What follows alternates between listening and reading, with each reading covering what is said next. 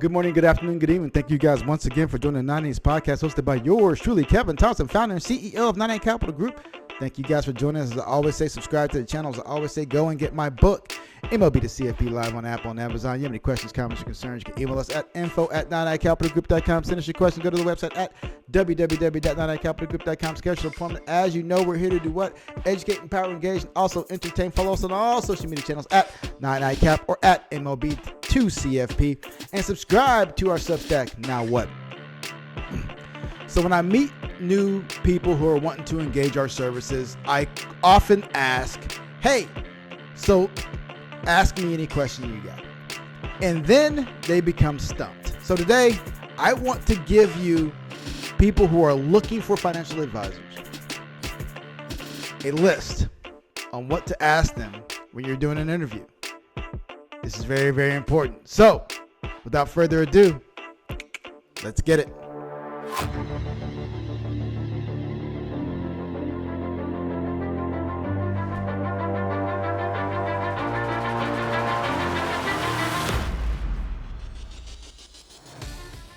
So this is the problem no one talks about.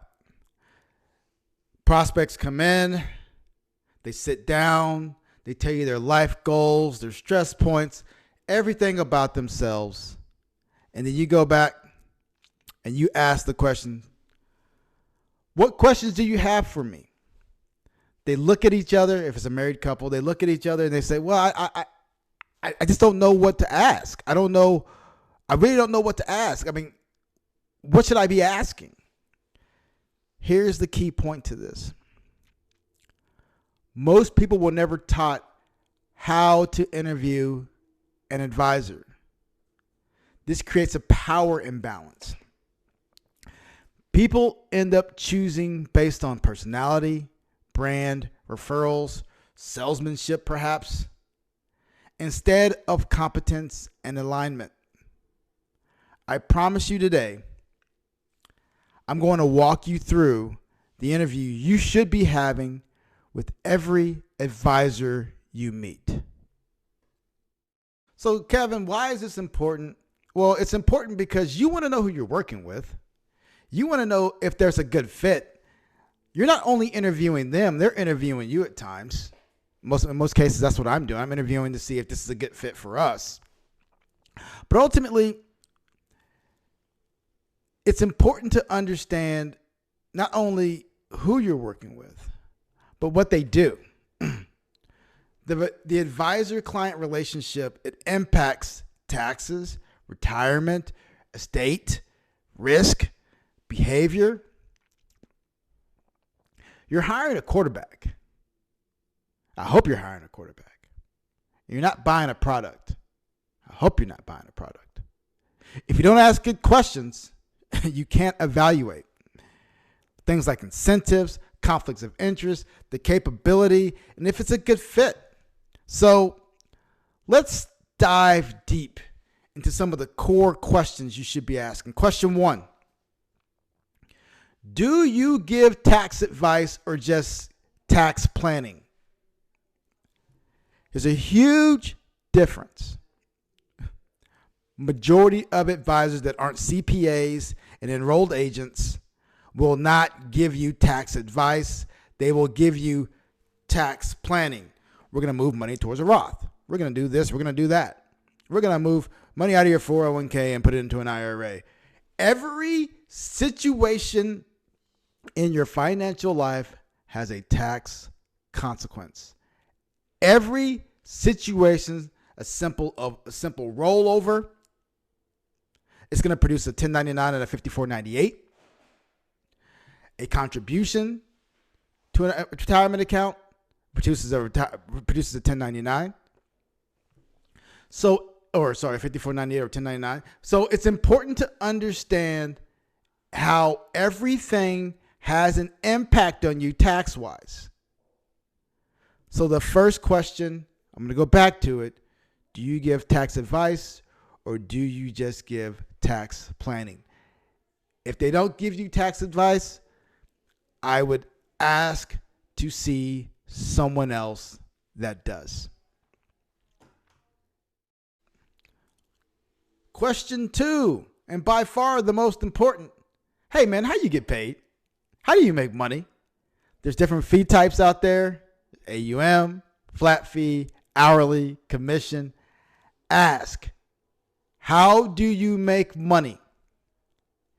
How transparent is it? Are these embedded incentives? Does complexity benefit the advisor financially?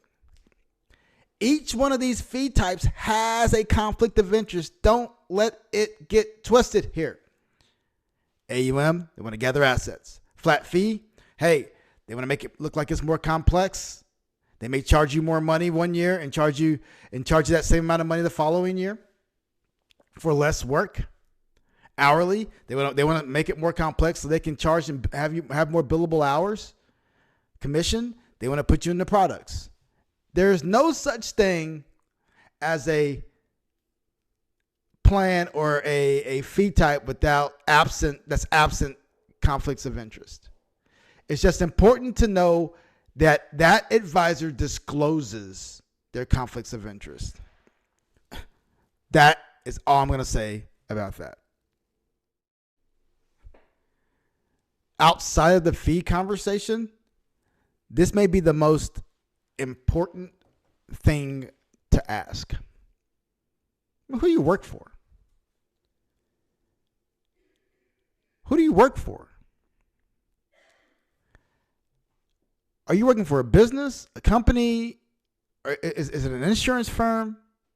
Man, who do you work for? So I think this is impactful because it will tell you how that advisor is incentivized. Are they an independent agent versus a captive agent? Do they have product incentives, sales quotas, platform pressures? Ownership structure matters. I'm an RIA, independent. I don't have any of those types of incentives and structures, are not captive. But what you're going to notice out here is that a lot of advisors, and it doesn't make them work better or worse. You just need disclosure. That's all it is. It just need disclosure.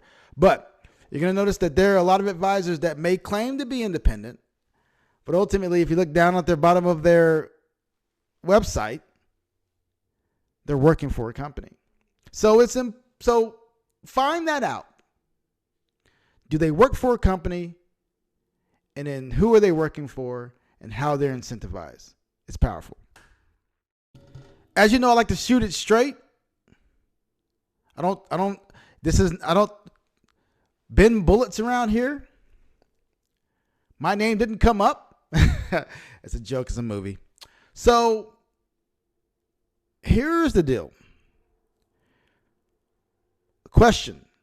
What should I expect when working with you? What does the onboarding process look like? What actually happens after I sign the engagement? Who does the work? How proactive versus reactive is the relationship? After year one, what does our relationship look like? Am I going to have to pay an annual retainer or engagement fee?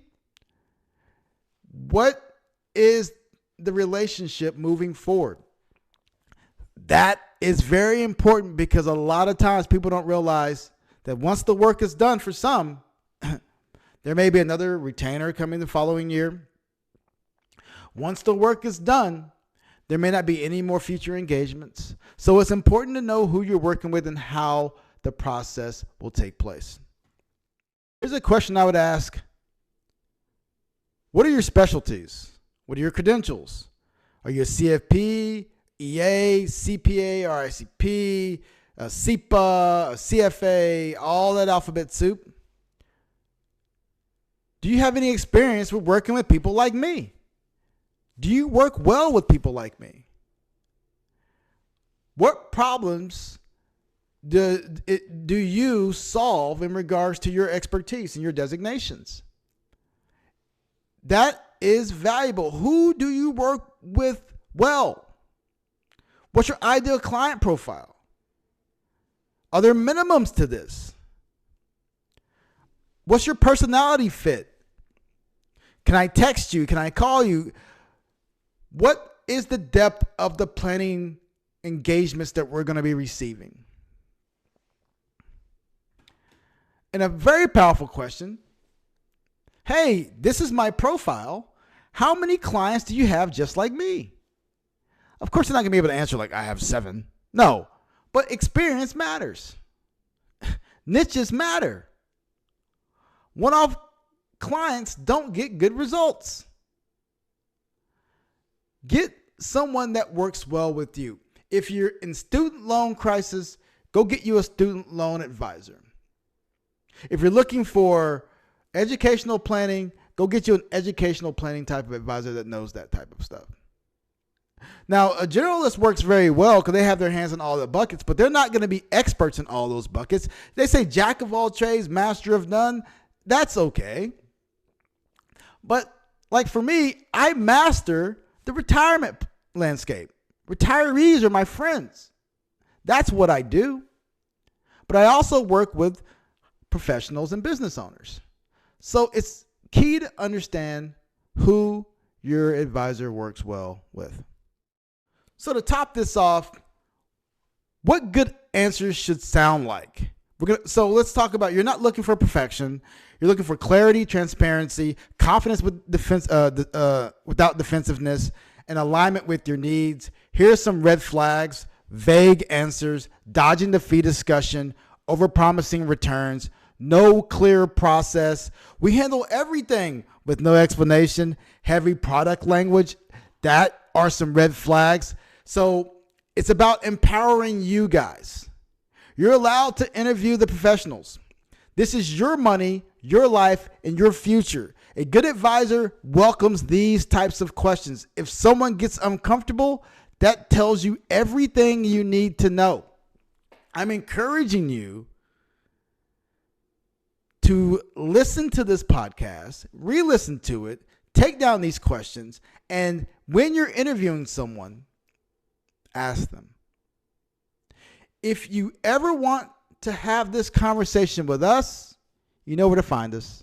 But more importantly, make sure you're having it with whomever you choose. Thank you guys for listening to this 9 Innings podcast. Subscribe to the channel. Go and get my book, MLB to CFP, live on Apple and Amazon. You have any questions, comments, or concerns, you can email us at info@9icapitalgroup.com. Send us your questions. Go to the website at www.9icapitalgroup.com. Schedule your appointment. As you know, we're here to do what? Educate, power, engage, and also entertain. Follow us on all social media channels at 9iCap or at MLB2CFP. And follow us on our Substack. Now what? These questions are important. You guys need to do this. Ask these questions. Get the answers you need to basically help find the professional that you want. Stay humble, stay safe, my friends. I'll see you again soon.